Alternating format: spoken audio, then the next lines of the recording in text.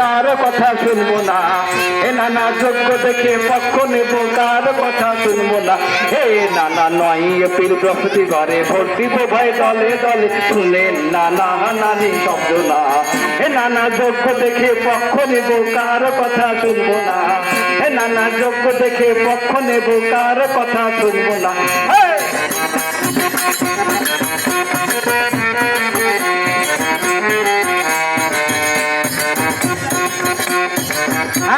বুধা, হ্যাঁ বল, এটা বুঝেছিস? হ্যাঁ, আগামী 9 এপ্রিল বৃহস্পতিবার দিন জাতীয় সংসদ ত্রয়োদশ সংসদ নির্বাচন যেটা স্থগিত হয়েছিল সেটা হবে।